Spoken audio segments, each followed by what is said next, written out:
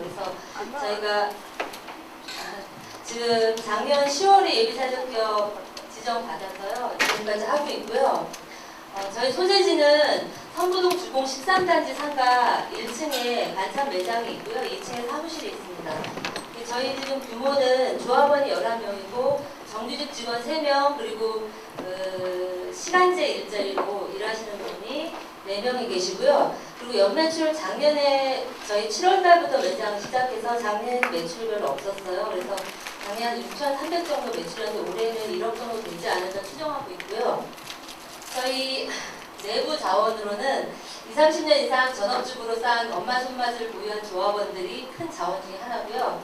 그리고 이분들이 대부분 다 봉사활동이나 사회활동을 열심히 하신 좀 적극적인 그 사회해결 의지를 가진 분들이시기 때문에 그게 가장 큰 자원이 아닐까 생각합니다. 이렇게 네트워크를 형성해야 좀 더 잘 될 수 있다는 인식을 좀 가지고 이런 교육도 통해서 좀 서로 의견도 나누고 해서 그런 인식들을 좀 확장시켜서 다 남들이 만들어 놓은 것을 누가 도와주는 게 아니라 저희 스스로 저희 문제를 해결하기 위해서 기업을 만들었듯이 네트워크 자체도 저희 스스로 좀 만들어야 되지 않나 하는 게 저희 생각입니다.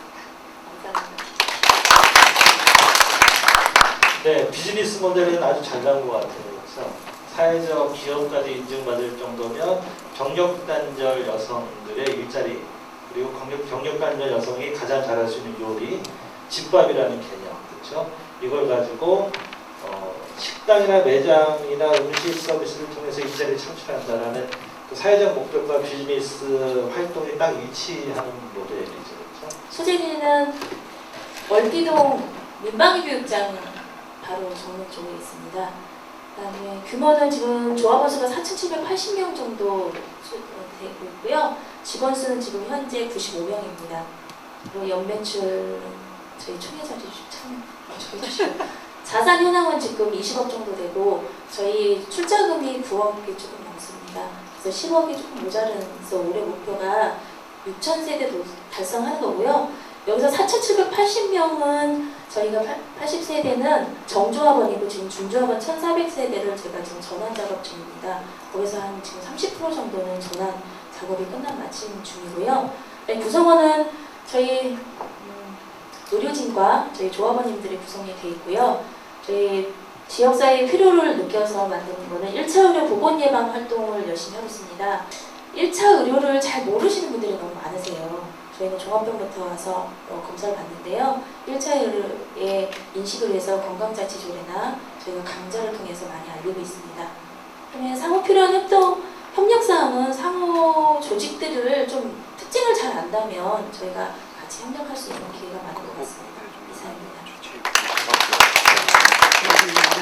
네, 안산의료복지사회연구소 운영하자고 했죠? 운영해서 더 설명을 안 드리는데 비즈니스 모델만 잠깐 보면 이제 의료 사회적 협동조합이 예방을 많이 하는데 우리나라의 이제 보험 수가 체계는 행위별 수가제 다 아시죠? 그래서 예방을 하면 할수록 수익이 떨어지는 그러니까 비즈니스 모델은 좀 적정하지 않는 모델이에요. 그래서 사회적 협동조합이 수익성이나 자립성이 좀 취약한데 여기는 돌봄 쪽, 노인 돌봄, 요양 서비스까지 하기 때문에 또는 치매 예방까지 아마 하실 것 같아요. 하기 때문에 거기서 비즈니스 모델은 좀 일정적으로 찾는 것 같다. 그리고 이제 의료보험 수가가 주치제도를 조금씩 이렇게 시범적으로 운영하기 때문에 그런 제도 변화가 있으면 비즈니스 모델은 적정하다 이런 판단이 들고요. 원주 같은 경우에 의료 사회적 협동조합에 사회적 경제 조직들의 건강 검진 이런 것들은 100% 여기서 다 해요. 다 몰아주기 식으로. 그래서 거기서 이득이 좀 나서 수익이 조금 개선된다. 이런 협력사항들을 볼 수 있을 것 같습니다. 저희 조직은 결혼 이민 여성들을 교육시켜서 영어 강사로 육성하는 일을 하고 있고요. 영어 강사로 육성을 하는데 프로그램이 있는 것이 회사에 나름의 주체적일 수 있다고 생각해서 저희들이 5세, 6세, 7세 어린이집 유치원에 해당하는 교육 프로그램도 이제 개발을 했습니다. 근데 저희들은 구성원은 이제 10명 정도 되고요. 이 10명 중에 관리자는 저 혼자고 9분이 이제 결혼 이민 여성들이 지금 이제 영어 강사로 활동을 하고 있는 곳이고요. 연 매출은 이제 2015년 목표가 지금 1억이고 작년에 좀 1억이 좀 안 됐습니다. 그래서 그렇게 되어 있고, 그 다음에 저희들은 이제 결혼 이민 여성들이 대부분 남편분들하고 나이 차이가 좀 많아요. 그러니까 10년 이상 되는 경우가 굉장히 많아서 남편들이 이제 미리 경제력이 없어지는 경우들이 있기 때문에 이런 것들을 대비해서 여성들이 좀 경제적 자립을 위해서 전문적인 일을 할 수 있는 게 뭐가 있을까라는 고민으로 시작해서 잘 할 수 있고 시간적으로 좀 여유로울 수 있는 일을 저희들이 하다 보니까 이제 영어 강사 쪽으로 이제 잡게 됐고요. 그래서 이제 또 하나는 더 이제 저소득층 아동들에게 양질의 영어 교육 서비스를 하기 위해서 지금 이제 그 지역 아동센터에서도 저희들이 강의를 진행하고 있습니다. 저희들이 이제 필요와 욕구를 해결하는 전략은 이제 먼저 아까 말씀드렸던 것처럼 영어 교육 프로그램을 개발했고요. 총 3단계로 30권의 책과 CD를 지금 만들어서 현재 지금 이제 영업 활동을 통해서 판매를 하고 있습니다. 그러니까 주요 수요처는 어린이집하고 유치원이 저희들 주요 수요처가 되고요. 그 다음에 이제 저희들이 또 그 결혼 이민 여성들이 강사를 하려고 하면 영어는 할 수 있지만 가르치는 방법을 알지는 못합니다. 그래서 저희들이 영어 교수법 교육을 지금 7년째 계속 진행하고 그 다음에 또 한국어 교육도 계속해서 진행해서 한국에서 한국 아이들을 효과적으로 가르칠 수 있는 방법들을 계속해서 저희들이 개발하고 있습니다. 이 협력사항은 지금 저희들 사업을 함께 할 수 있는 그 사회적 기업이나 뭐 협동조합이나 그래서는 결혼 이민 여성들을 누가 교육을 시키겠어요? 지금 시장 경제에서 아무도 안 시키죠. 하지만 그분들에 대한 삶과 경제적 문제가 있는 거죠. 그런 사회적 목적을 해결하려고 하는 거고, 그분들이 이제 영어를 좀 하시니까 영어 교육을 통해서 해결하려고 한다, 이렇게 하는 거죠. 그래서 그 결혼 이민 여성들에 대한 이미지가 좀 강하다면, 그러니까 제 아이디어는 아까 세 그룹 정도가 만나신다는데 그 세 그룹이 공동 브랜드를 만드셨으면 좋겠어요. A라는 브랜드를 가지고 교육은 이렇게 하고 식자재는 이렇게 하고 한 군데는 어딘지 모르겠는데, 그래서 브랜드를 가지고 지역에 있는 지역아동센터, 어린이집, 유치원하고 MOU를 맺는 거죠. 구하고 좀 매듭해서. 그래서 그 브랜드를 가지고 사업을 진행하면 결혼 이민 여성에 대해 이렇게 부각이 안 되기 때문에 오히려 접근성은 더 있죠. 그래서 공동 브랜드를 하면 어떨까 싶은데요. 네, 한번 소개를 드려보겠습니다. 저희는 안산시 상록구 일동에 위치하고 있는 울타리 너머인데요. 원래 이 조직이 만들어진 거는 거의 10년 정도 됐는데, 이렇게 총회를 정식으로 여러 가지 조직화한 거는 사실은 올해 며칠 전에 총회를 해서 27명의 조합원이 갖게 됐습니다. 근데 그 이유가 조금 역으로 올라오기는 했지만, 여러 가지 마을에서의 주민들이 필요하에 야, 아빠들끼리 놀아보자, 엄마들끼리 놀아보자, 우리 아이들 제대로 키워보자, 뭐 이런 필요하에 조직이 만들어졌었어요. 그렇게 해서 처음으로 이렇게 형태를 갖춘 게 지역 아동센터로 시작을 했었고요. 그 지역 아동센터로 하면서도 뭐 마을에서 문화를 즐기기 위해서 영화를 튼다거나 아니면 아이들 운동회를 한다거나 뭐 송년회를 한다거나 형태의 문화라든가 그리고 엄마 모임, 아빠 모임 해가지고 별 보기라든가 뭐 이렇게 소소하게 작게 활동을 하고 있었고요.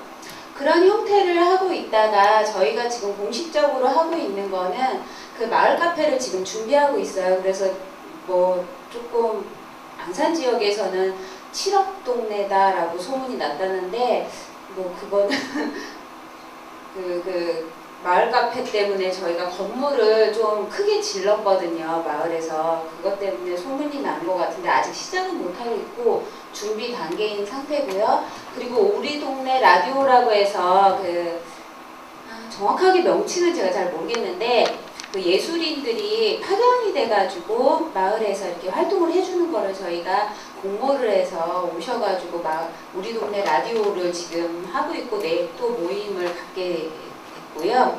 그리고 세월호 관련돼서 마을 촛불 모임은 구성원은 뭐 보시다시피 마을 주민들이고 조합원 수로는 27명이기는 한데요. 지역 아동센터라든가 뭐 여기저기 걸쳐져 있는 인원수까지 하면 40여 명이 넘는 상황이고, 맨 마지막으로는 저희가 지역 네트워크를 조금 더 활성화시키는 거라든가 카페 이용 범위를 확대하는 거, 이거는 제가 어떤 의미를 썼냐면 엄마들이 여기 사랑방처럼 이용할 수도 있는 거고, 아이들이 잠깐 머물 수도 있는 거고, 책방이 될 수도 있는 거고, 거기서 피아노 연주회를 할 수도 있는 거고, 그리고 상담 뭐 주일 요일을 정해가지고 상담하는 날을 만들 수도 있는 거고, 타로 카드 같은 전 봐주는 날도 만들자, 뭐 이런 얘기까지 나오고 있었거든요. 그러니까 다양하게 카페를 활용하고 그게 확대돼서 마을에서 외부로 나가지 않아도 서로 도울 수 있는 네트워크의 플랫폼 역할을 충분히 했으면 좋겠다. 카페 이렇게 말로 표현돼서 카페인 거지, 실제 말씀하시는 거는 모임의 장소, 플랫폼이 아마 맞는 것 같아요. 그래서 그 플랫폼, 그 장소를 내가 어떻게 사용하고 싶은지에 대한 그 조사를 좀 설문조사 방식은 아닌 것 같아요. 네, 지금 금방 말씀하신 내용을 우리가 지금 하고 있습니다. 저기 피움 협동조합이지만 실제로 우리가 이제 카페를 해요. 고잔역 앞에 있습니다. 그게 이제 커피 공방 피움이라고 이렇게 간판에 있는데 여기 2층에 서고 있고요. 지금 조합원은 120여 명 되고 일하는 사람 2사람. 연매출은 아직 영세합니다. 이게 한 달에 400만 원 정도 해서 1년에 한 4,800만 원, 자산은 한 5천만 원 정도 되고요. 그리고 뭐 앞으로 여기서 이제 다양한 사업들을 이제 우리가 좀 만들어내야 되고요. 우리 같이 여기 협동조합 공부하는 팀도 좀 와 있지만, 교육 협동조합도 좀 만들 생각이고, 일자리 대한의 용역 협동조합, 용역회사 만들 생각이고, 뭐 그런 여러 가지 협동조합을 만드는 협동조합을 좀 만들 생각하고 있고요.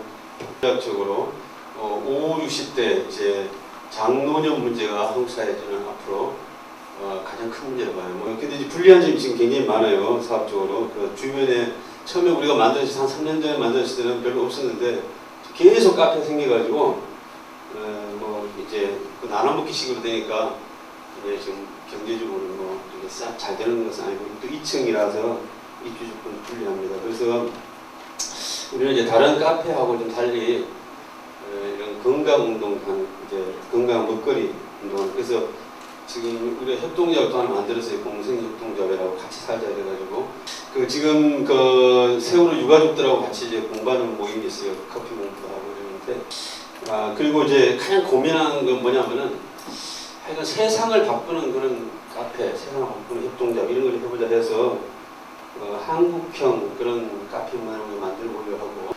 협동조합의 가장 큰 강점은 뭐냐면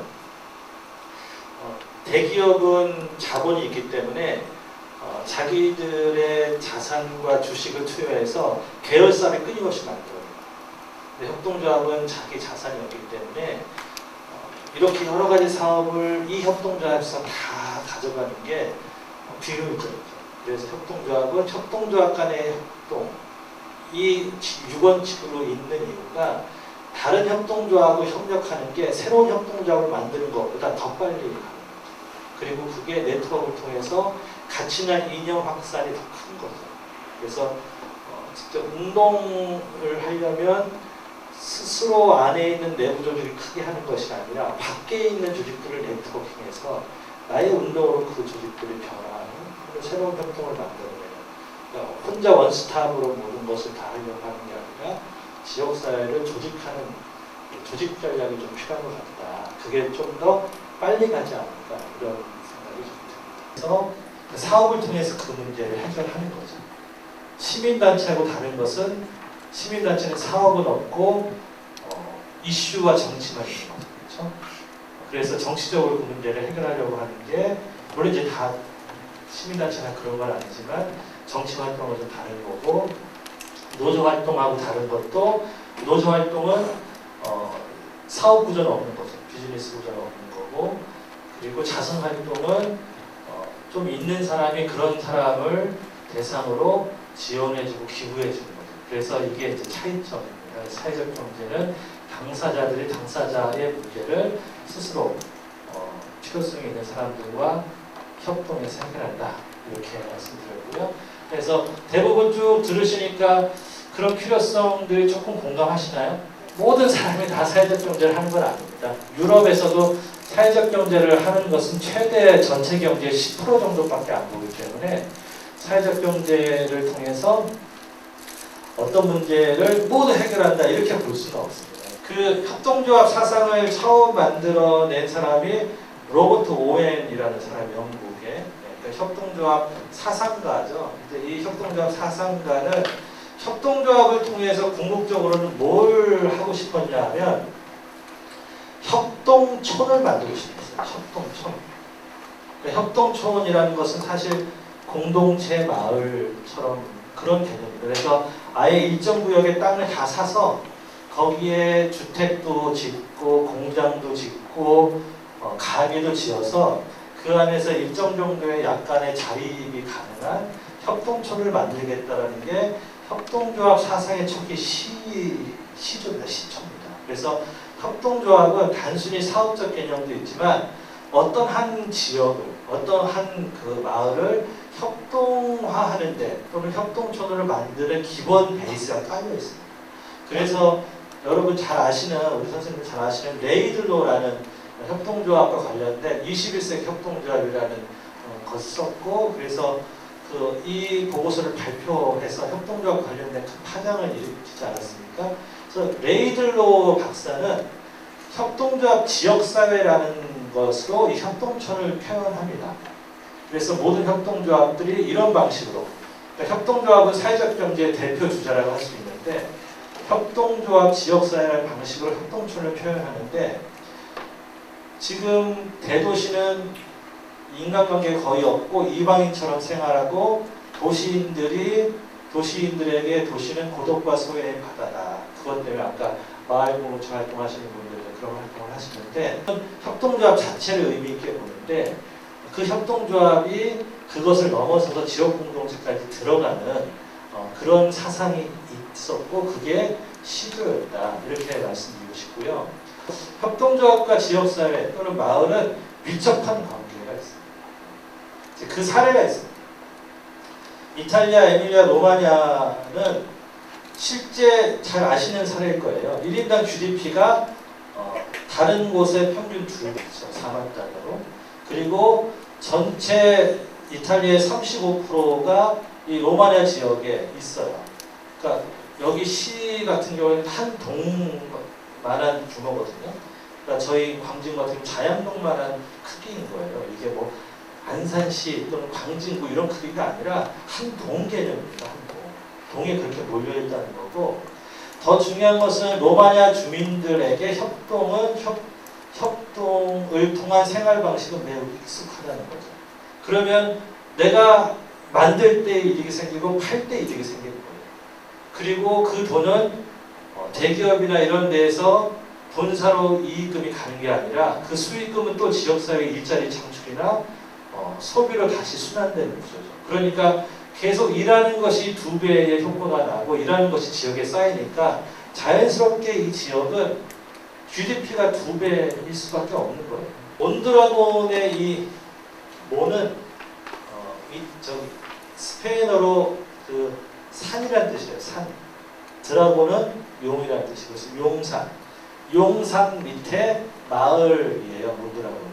그런 마을에서 바스크 민족이 살고 있었는데 바스크 민족은 자기들의 생존을 위한 투쟁으로 협동조합을 했어요. 그래서 몬드라곤 호세마리아 신부가 처음으로 얘기했던 게 돈을 이 마을에서 세운 은행에 저금할 거냐 아니면 가방을 들고 이 마을을 떠나서 먹고 살 거냐, 마을을 떠날 거냐, 저금할 거냐 이렇게 이제 얘기했던 것이 다 이런 내용입니다. 그래서 바스크 민족이 이 지역에서 자기 고향에서 계속 살기 위해서는 이 사람들은 협동할 수밖에 없었고 협동하지 않으면 먹거리를 찾아서 일자리를 찾아서 도시 지역으로 고향을 벗어나서 떠날 수밖에 없는 상황이었어요.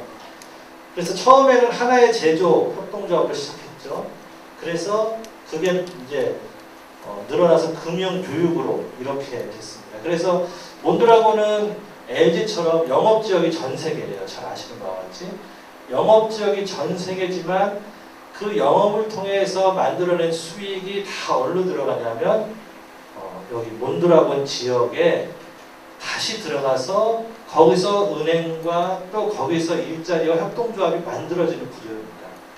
그러니까 영업지역은 여기 안산에서도 영업지역은 안산을 넘어서서 갈 수 있어요. 그런데 실제 협동조합 지역사회를 만들려면 그 수익이 다시 안산으로 돌아와서 또는 이 몬드라곤 네트워크 또는 몬드라곤 복합체에 다시 들어와서 그게 공동의 자산이 되고 그 자산을 통해서 새로운 협동조합과 일자리가 만들어지고 그걸 통해서 이제 계속적으로 개발되는 모양이에요. 그래서 이 몬드라곤은 에밀리아 로마나 지역이 한 기업체로 묶여 있지 않아서 그렇지 이거랑 비슷한 모델이다. 저는 이렇게 봅니다. 그 사회적 자본이 어떻게 되냐면 한쪽 다리는 교육이에요. 계속 교육을 시키는 거예요. 인적 자본을 양성하는 거죠. 또 한쪽은 금융이에요. 아까 이제 신용, 금융 물어보셨는데 그렇게 협동조합들이 모여서 수익을 또는 매출을 한 은행에 계속 넣는 거죠. 자기들이 만든. 그 다음에 한쪽은 복지 서비스죠. 이 복지 서비스는 주로 실업급여예요. 그러니까 정부에서 주는 실업급여도 있지만 한 120개 협동조합 중에 한 협동조합이 문을 닫으면 그 협동조합에 종사하는 조합원들한테 3년 동안 급여의 70%인가 30%를 줘요. 그러면서 뭘 하냐면 그 조합원들의 직업교육을 시켜요. 그래서 3년 동안 직업교육을 시켜서 다른 119개의 협동조합에 그분들을 취업시킵니다. 이런 프로그램입니다. 그래서 거기는 실업이 없다 또는 구조조정을 해도 대부분 다 재고용되는 시스템입니다. 훌륭한 시스템입니다. 그래서 교육, 금융, 복지 서비스, 연구개발이라는 4개의 공동의 사회적 자산을 가지고 협업을 하는 시스템입니다. 몬드라곤. 그래서 광진 같은 경우에는 이제 사례입니다. 네트워크로 자원을 모아서 공동의 자산을 만들어서 그 자원을 가지고 개발하겠다라는 네트워크 전략을 채택했습니다. 그래서 개별 기업 전략은 아니고요. 네트워크 전략이고. 그래서 저희 같은 경우에는 특화 사업단이라고 해서 여기가 안산 사회적 경제 지원센터잖아요. 저희는 지원센터는 없고 3년짜리 공모 사업인 사업단이 있습니다. 제가 거기 사업단 단장을 담당하고 있는데 이 사업단의 포지셔닝을 이 네트워크의 사무국으로 포지셔닝을 했습니다. 여기 이제 안산 사회적 경제 지원센터 관계자가 있으시긴 한데 저는 제 개인적인 소견입니다. 이거 다 볼 수 있습니다. 그 지원센터는 네트워크가 만들어지면 그 네트워크의 일을 수행하는 사무국이어야 한다는 게 제 개인적인 경험입니다. 그래서 네트워크와 관련된 내용들을 서포트해주고 지원해주고 네트워크의 이해를 대변해주는 게 지원센터가 할 일이고 지원센터의 경영권 이런 것들은 네트워크가 져야 된다. 이런 게 제 소신입니다. 그래서 저희는 그런 원칙으로 지원센터가 지원센터에 따른 모델이나 사업들을 하지 않고 네트워크의 필요에 의한 사업들만 하고 있고 사무의 역할을 하고 있습니다. 표고를 팔기 위해서 두 번째는 표고 생산지를 견학을 해서 제품의 신뢰도에 대한 이제 서로 합의가 되도록 신뢰도를 높이고요. 무공해 먹거리고 이게 식자재로서 가치가 있다라는 걸 이제 홍보하는 시간을 좀 가지면 네트워크가 가능하지 않겠냐 생각을 해봤고요. 3번 좀 적절하지 않을 수 있어요. 근데 미디어에서 장흥이라는 전라도 동네에서는 삼합을 먹는데 보통은 홍어하고 돼지고기 수육하고 배추김치를 먹잖아요. 장흥의 삼합은 특별하게 소고기하고 키조개의 관자, 그걸 우리말로 뭐라고 하는지 모르겠어요. 일본에서는 가리바시 뭐 이렇게 부르는 것 같더라고요. 그걸 얇게 썰은 거 같고 그다음에 이제 표고를 생으로 썰어서 같이 싸먹는 게 장흥의 삼합이라고 미디어에 나오더라고요. 그런 식으로 연합을 하면 네트워크를 하면은 조금 가능하지 않을까 하는 생각을 해봤고 그게 이제 지금 모범 사례로 제가 적은 건데 잘 모르겠어요. 진짜 모범 사례인지는. 그리고 추진 전략을 짜보면 회원제 조합원, 소비자 조합원을 모집을 해서 그분들에게 이제 우선적으로 연중 동일한 가격에 공급을 하는 거 신선할 때 그리고 식당을 운영을 해서 실제 이제 표고를 소비하는 길을 찾는 것 그리고 마지막으로 신메뉴를 개발을 해서 저희가 좀 더 대중적인 식자재로 할 수 있는 길을 미디어를 통해서 좀 마련을 해보면 네트워크 한 조직들끼리 좀 더 힘이 나지 않을까 하는 그런 생각을 했는데 포인트는 협동조합의 가장 큰 장점이 소비자 조합원과 생산자 조합원이 따로 분리되어 있지 않고 이것을 하나로 묶는 게 협동조합의 큰 장점이에요. 그러니까 예를 들면 일반 주식회사 같은 경우에는 생산자와 소비자가 철저히 분리되어 있어요. 그런데 협동조합은 조합원으로 같이 할 수 있거든요. 그러면 그 중에서 조합원으로 같이 협동조합원에 묶을 경우에 가장 핵심적인 요인이 거버넌스 구조하고, 그러니까 회의 결정 구조하고, 그 다음에 또 하나는 이익 배분 구조예요. 두 가지를 여기서는 고민을 해야 돼요. 예를 들면 표고버섯을 하는 생산자 협동조합이 그냥 우리 네트워크의 인맥을 통해서 고정적으로 납품하겠다 이렇게 하면 비즈니스 모델이나 시너지 효과가 안 나는 거죠. 네트워크에 있는 사람들은 우리 협동조합 조합원으로 같이 앉겠다. 그리고 그 수익을 어떻게 배분하겠다. 그리고 그 사업의 의사결정은 어떤 방식으로 하겠다. 이렇게 열어놔야지 이게 실제 항목으로 작동을 합니다. 그렇지 않으면 그냥 협업구조인 거지 실제 작동이 일어나지 않아요. 그래서 협동조합은 가장 큰 장점이 적과 내가 동침하는 거예요. 동침을 통해서 시너지를 내는 게 가장 큰 장점이고, 그러기 위해서는 내부 안에 철저한 이해관계자 분석을 통해서 거버넌스 구조, 어떻게 하면 이사들 중에 소비자 조합원은 몇 명, 생산자 조합원은 몇 명, 지역사회에 이런 이해를 조정할 수 있는 지역사회 주민이 몇 명 참여해서 단가 조정이라든가 이런 판로, 수익, 그다음에 유통을 어떻게 결정하자 이런 결정 구조를 만들어야 되고요. 그 수익을 생산자들한테 얼마 나눠받고 그걸 사먹는 사람들한테 또는 그 지역사회에 어떻게 배분할 거냐 이렇게까지 짜져야 이게 협동조합이 제대로 작동할 수 있습니다. 거기까지 추가해 주셔요. 이건 이제 개별에 대한 얘기고요. 네트워크 통해서 그런 것들을 모색하시면 될 것 같습니다. 고생하셨고요. 네, 수고하셨습니다.